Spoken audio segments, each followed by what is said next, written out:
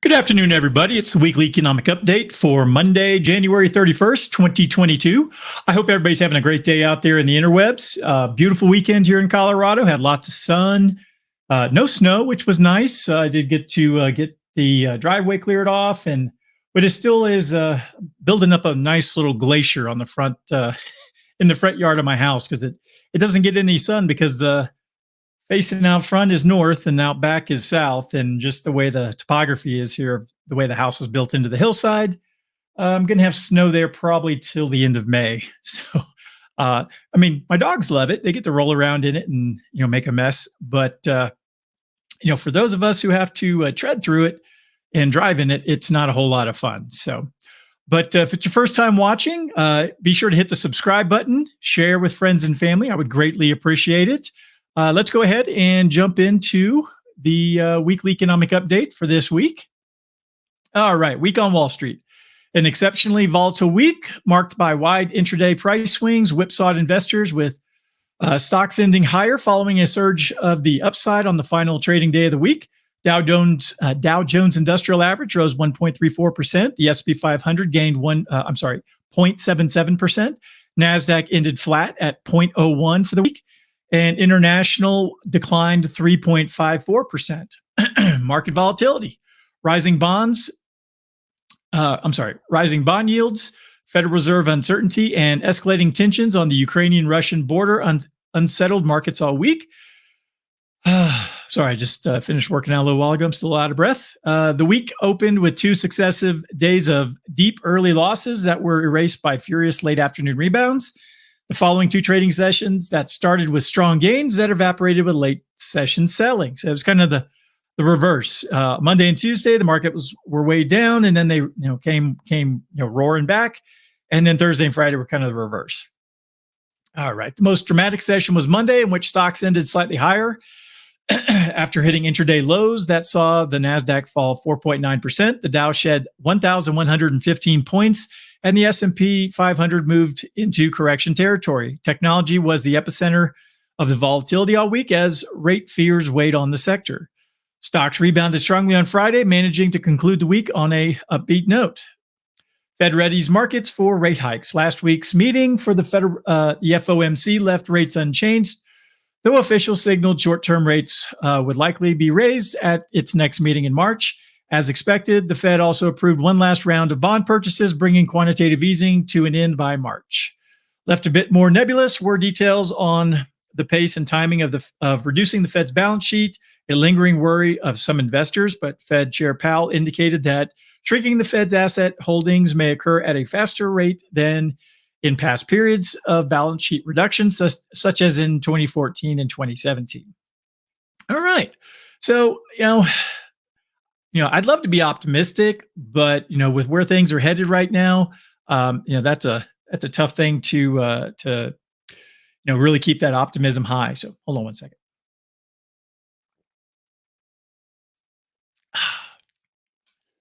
Good old Crystal Light. All right. For economic data coming out this week, Tuesday we have the ISM Manufacturing Index, also the JOLTS Job Openings and Labor Turnover Survey. Wednesday, we have the ADP Employment Report. Thursday is Factory Orders, Jobless Claims, ISM Services Index, and Friday, the Employment Situation. Got a bunch of companies reporting earnings this week. Tuesday is Google, AMD, ExxonMobil, PayPal, General Motors, Gilead Sciences, Starbucks, UPS, and Stanley Black & Decker.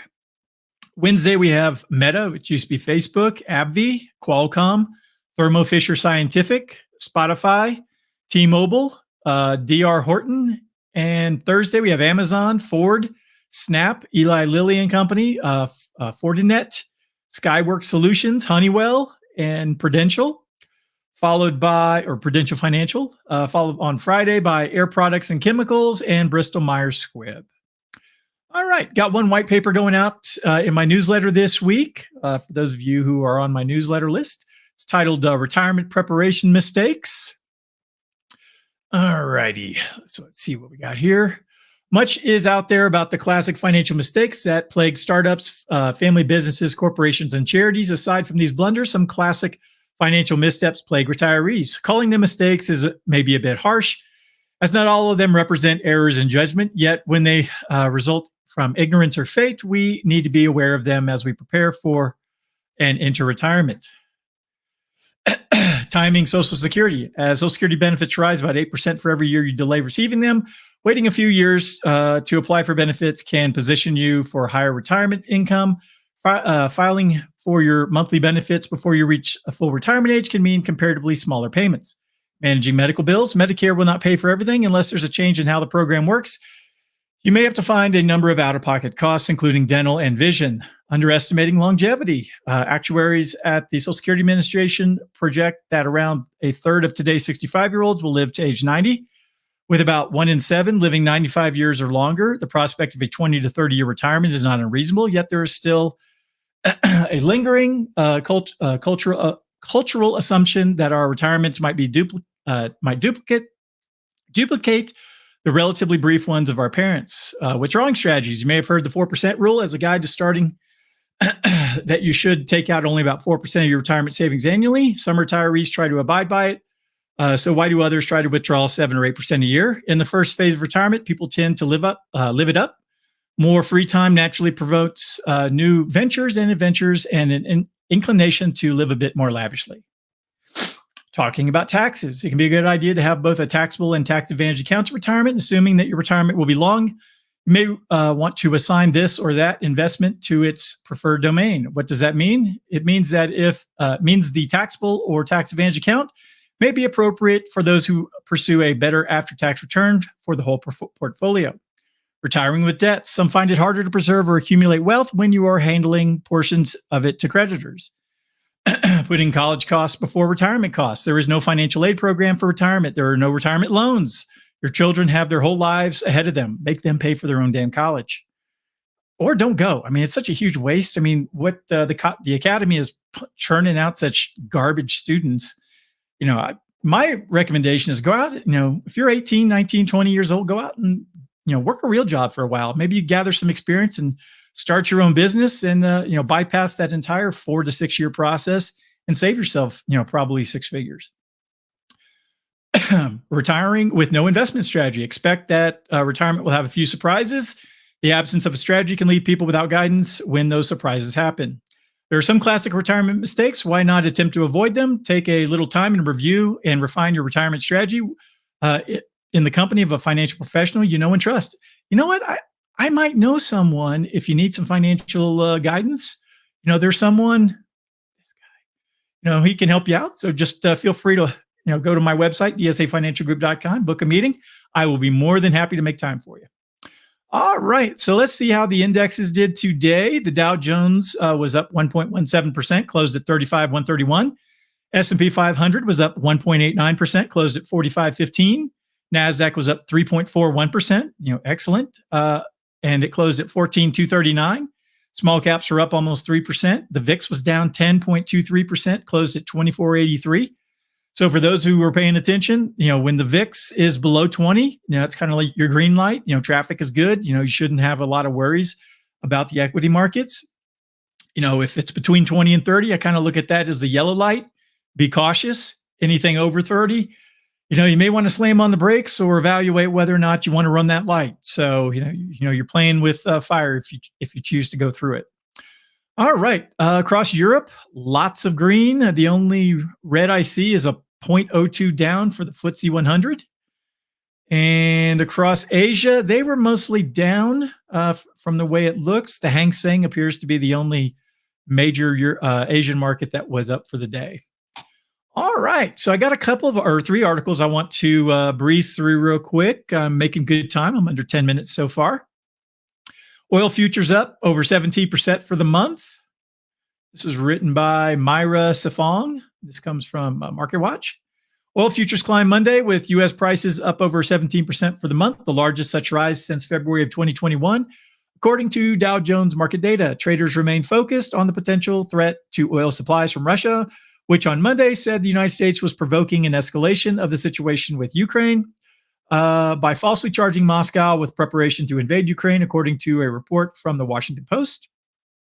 West Texas Intermediate crude for March delivery was up 1.47% or $1.33 or 1.15 to settle at, it was up $1.33 or 1.5% to settle at $88.15 a barrel. For the month, the front month contract gained 17.2%. Prices also marked their highest settlement since October of 2014. So, if for those who have oil in their portfolios, it did very, very well for the month. Mainly because of the tensions in Eastern Europe. Also, we're not pumping as much oil because we have a lot less rigs online right now. So I would expect prices at the pump, energy prices, oil, natural gas prices, all of those are going to remain high as long as A, we're still dealing with inflation, B, we're dealing with the turmoil over in Eastern Europe, and then last, we're just not producing as much here in the United States. So inversely, moving to the next article, when commodities go up, typically you're going to start to see a slide in the dollar. Last week we saw the dollar start to climb a little bit and regain some of its where it slid a little bit. And what you noticed, if you're paying attention, is that gold, silver, and then the oil and gas markets, receded a little bit as the dollar strengthened. So there is a bit of an inverse relationship right now between those two. So if you see your gold and your silver prices go down a little bit, go and look and see at the dollar index. It probably strengthened over that same amount of time. All right, so dollar slides as recent rally takes a pause may have seen short-term peak. So, all right, U.S. dollar fell on Monday, posting its largest daily fall since last November as investors consolidated gains after hitting a 1.5-year high on Friday on expectations of a faster pace of rate hikes by the Federal Reserve, with the Fed clearly signaling last week that it intends to raise interest rates as early as March 15th, as the March 15-16 policy meeting. Wall Street banks they wrote that twice. Read this. Wall Street banks are now expecting about 5 to 7 rate hikes this year. Whew. Dude, you need to proofread your work. Fed funds futures fell Monday. Late Monday have priced in just under 5 hikes for 2022, or about 121 basis points of tightening. They also showed a 17% chance of a 50 basis point increase in March, down from as high as 32% on Friday. Atlanta Fed President Raphael Bostic, a non-voter on the FOMC, told the Financial Times in an interview over the weekend the Fed could supersize a rate hike increase to 0.5 percentage point if inflation remains stubbornly high. The dollar index slid 0.7 on the day, the highest daily percentage rise. It should be loss in 2 months for January. The greenback was up nearly 1%. Dollar dominance has been mostly priced in as the Fed now seems poised to deliver 5 to 7 rate hikes this year, wrote Edward Morris, senior market analyst of Owanda, in a research note. The dollar could start to see some underperformance against advanced economies that grow a little more aggressive in tightening, he added.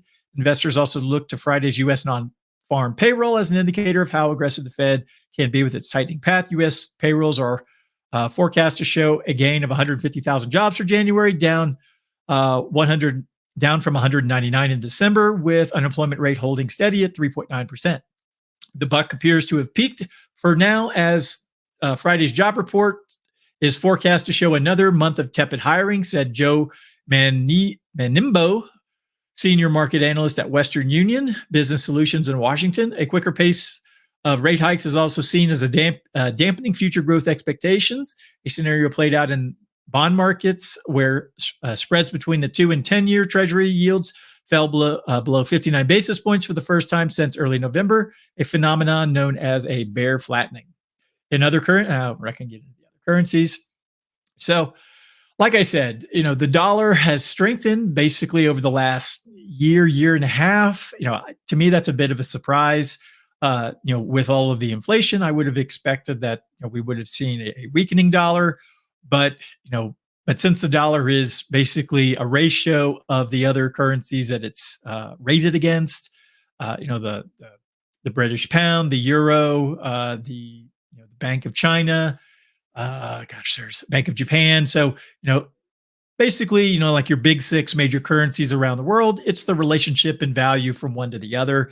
So what that tells me is that the other currencies around the world are probably not doing as well compared to the dollar. So I don't know if that's, a signal that the rest of the world is doing as bad as we are, or who knows? So I mean, I can only absorb all this information and try to make an educated guess. So, but based upon what I'm seeing and reading, that's kind of where I fall today. So if you'd asked me 2 years ago, or maybe the summer of 2000, I would have said that the dollar was headed for a slide. But evidently, because the rest of the world did a lot of the same sort of things with money printing and buying up toxic assets, we're now in this situation. All right. Last article. This comes from John Malden, his weekly newsletter that goes out. This was published on Saturday, January 28th. It's titled "So Goes the Year." So this is pretty long, so I'm just going to kind of hit some of the the high points, review some of the charts, and then we'll wrap things up because we're already 16 minutes in. All right. You've heard the old stock market adage, as goes January, so goes the year. If so, 2022 will be a wild ride. Of course, in this context, wild doesn't necessarily mean a loss, but it could. And given the well-documented human tendency to buy high and sell low, actual investors could easily lag behind even dismal-looking benchmarks. The old and often maligned "it's different this time" is undeniably correct too. We have never in market history seen anything comparable to the last 2 years. The virus itself, the fiscal and monetary policies that provoked the market response to those policies, none of it has been remotely normal. We can't rely on precedent when everything is unprecedented. Today, I want to wrestle with this problem. We'll review what may be the most compelling bear case I've seen in a long time, along with some other unpleasant data. Then we'll look at some equally compelling reasons those views may be wrong. The best metaphor I can think of is Christopher Columbus seeking a new route to Asia. He and his crew had only a vague idea of where they were going, no idea at all where they might run into first. We're truly in uncharted waters. Here I need your implicit promise. If you read the first section, you must read the second and thirds. I don't want to leave you out on a ledge. The first two will generally be opinions of others. The final section will be my own. All right. Number one, multiple bubbles. By the numbers, 2021 was a great year for stocks. The S&P 500 rose almost 27% in the course of setting many all-time highs. I was dubious that could happen, but didn't rule it out. I, for another person, was completely, I don't want to say caught off guard, but really surprised at how long this rally has lasted, especially in the face of not a lot of great data, especially coming out of 2019. We had a flat yield curve. The repo markets were just really out of whack. I can't think of another adjective to use. The overnight trading or money movement back and forth between the Fed and the banks was just out of control. And then hey, boom, COVID comes along, and all those other problems just seem to go by the wayside. So I'm not saying it was a made up distraction. I'll leave my tinfoil hat sitting over on the counter for right now. So, anyways. Goldilocks came through with some help from Jerome Powell. The easiest monetary policy in history remained edible well past its sell-by date. Those who thought the market overvalued a year ago weren't necessarily wrong. Many different metrics said so. However, math allows an overvalued market to become even more overvalued, as this one did. The same could happen again, but we have high confidence it won't keep rising forever. At some point, investors will be unwilling or unable to buy at these prices, forcing a downward adjustment. That point is certainly closer now. As he did last year, this month, GMO co-founder Jeremy Grantham, he's a good read anytime you can read his stuff, excuse me, who has truly seen it all since the 1960s, issued a fascinating market outlook titled, "Let the Wild Rumpus Begin," a very clever quote from the fabulous children's book, Where the Wild Things Are. I've never read that, so I couldn't tell you. I think there's like a big monster or something. Excuse me. Grantham's subtitle succinctly captures his theme. Approaching the end of the first U.S. bubble extravaganza, housing, equities, bonds, and commodities. In his view, this is a stock market bubble and more. Other asset classes are in equally precarious positions. He talks about the stock and other markets as being multiple standard deviations from trend. He refers to two standard deviation differential as a 2 sigma event and the rare occurrence of a 3 standard deviation differential as 3 sigma event, and thus a super bubble, quoting, all 2 sigma equity bubbles in developed countries have broken back to trend. But before they did, a handful went on to become super bubbles of 3 sigma or greater in the US in 1929 and 2000, and in Japan in 1989. There were also super bubbles in housing in the US in 2006 and Japan in 1989. All 5 of these super bubbles corrected all the way back to the trend with much greater and longer pain than average.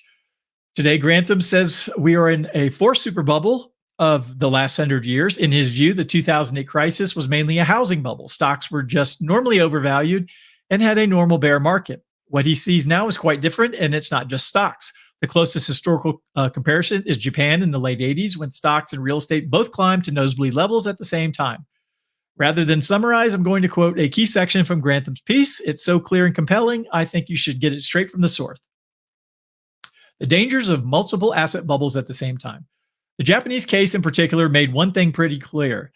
While it's dangerous to have a bubble in equities, for the loss of value can cause a shock through the wealth effect that can get out of control, which was part of the problem in 1929 in the ensuing slump. It's much more dangerous to have a bubble in housing, and it's very much more dangerous to have both together. The economic consequences of a double bubble in Japan are arguably still playing out. Exhibit 1 shows that neither the equity nor land have recovered since their 1989 peaks. So you can see this chart right here. But now, for the first time in the US, we have simultaneous bubbles across all major asset classes to detail. First, we are indeed participating in the broadest and most extreme global real estate bubble in history. Today, houses in the US are at the highest multiple of family income ever, after a record 20% gain last year, ahead of the disastrous housing bubble of 2006. But although the US housing market is selling at a high multiple of family income, it is less, sometimes far less, than many other countries, example, Canada, Australia, and the UK, and especially China. Second, we have the most exuberant, ecstatic, and even crazy investor behavior in the US of the stock market, of the US stock market. The US market today has, in my opinion, the greatest buy-in ever to the idea that stocks only go up, which is surely the real essence of a bubble. Yeah, let me stop there. If anyone ever goes onto Reddit and follows the sub Wall Street Bets, you will see losses. You know, people's like Robinhood. You know, like their chart, kind of like one of these, or kind of like one of these charts that starts high and they have like $1 million balances that go all the way down to like 10 cents, and it's just like, oh my God, what are these people doing? It's just it's a lot of these novice investors go out there and they're pouring all their money into stock options that expire, and then their money's just worthless, or the options are worthless at that point, or they take the wrong side of a trade of like a short squeeze. I mean, it's, I'm of the opinion less is more. Build a strong portfolio. Move things around. Trying to beat the market constantly is a very dangerous game. And, my opinion is it's better to, get out of the way of a falling knife. Do not try to pick it up, because all you're going to wind up doing is cutting yourself. Sometimes it's better just to cut bait, step out of the way, sit on your cash for a while, and then wait for things to bottom out. All right. Let's see here. The third, as if it weren't enough, we also have the highest priced bond markets in the US and most other countries around the world, and the lowest rates, of course, that go with them that human history has ever seen. Fourth, as gravy, as if we needed any, we have a broadly overpriced and above trend commodities, including oil and most of the important metals. In addition, the UN's index of global food prices is around an all-time high. These prices are important as they push inflation and stress real incomes. The combination, which we saw in 2008, of a still rising commodity prices with a deflating asset price bubble is the ultimate pincer attack on the economy and is all but guaranteed to lead to economic pain or major economic pain. What our financial leadership should know is that multiplying these risks, these 3.5 bubbles, will multiply the stock total shock if the damage occurs simultaneously. And this package presents more potential for writing down perceived wealth than at any time in history. We wrote in 2007 that deflating U.S. housing prices could directly lose $10 trillion or well over half the year's GDP if house prices declined to a moderately below trend, which they did. But at the time, the bond market was merely overpriced at the risky corporate end, and the stock market were merely overvalued. Yet, despite that recent pain, all of the economic and financial dangers that are now building up form multiple major bubbles do not appear to be considered especially dangerous by the Fed or most of its equivalents around the world. In fact, the warning signs appear to be barely noticed at all. So, all right. So you can see these different market drops. You know, the market drop in 29, the Japanese blow off top, you know, and the tech bubble, and then in where we're headed right now in 2022. So we will see what happens here. So let's see if there's anything else. So what this shows, this chart, is that we are massively overvalued on the S&P median price to earnings ratio. We were this overvalued going in the early part of the 2000s. Let's see